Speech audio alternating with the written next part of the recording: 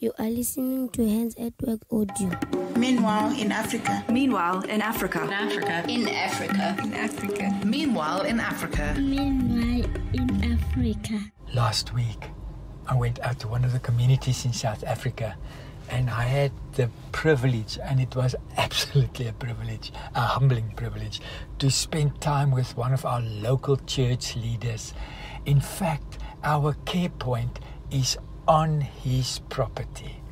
There's a little mattress in his church, and people told me that pastor spent weeks on end on that mattress when he fast and pray. I asked him about partnering with Hands and how does it go for him. He just shared with me that God showed him years and years ago that a true heart of a shepherd is to care for the most vulnerable. And so he always wanted to be part of a ministry like that. And when Hands gave him the opportunity, he just grabbed it. I thought, that's so wonderful. But then he started sharing with me that it was at great cost. Very humbling. First of all, half his church left. They split the church in half because they felt they shouldn't share their resources with other people who are not in a congregation, and the orphans are dirty. It took half the congregation and they left. I said, how did that feel? And he said, of course, it was very painful. Many of them he discipled and led to the Lord, but he was still so convinced that this was absolutely the right thing to do that he continued.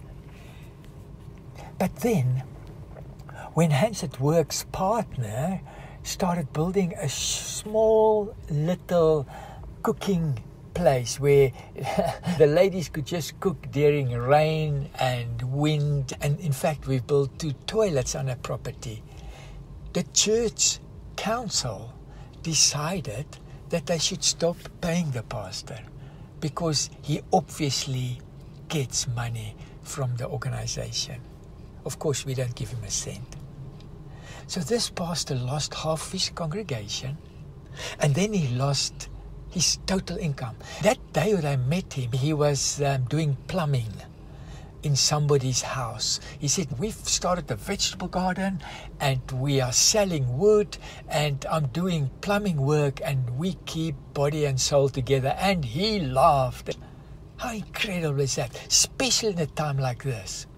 I want to be vulnerable to you.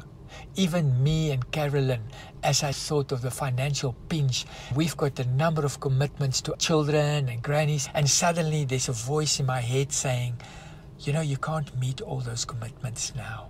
Times are tough. How sad is that for a moment that we think $25 or 200 Rand in South Africa is really going to make a difference between living and dying for us. But you know, it does make a difference for a child. I want to encourage you. Don't give in.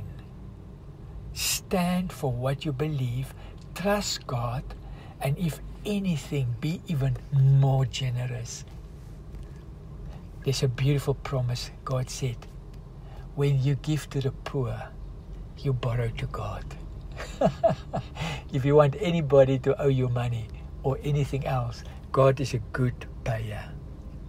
Bless you as you walk with our church leaders and with all of us, generously and humbly as we serve our King. www.handsatwork.org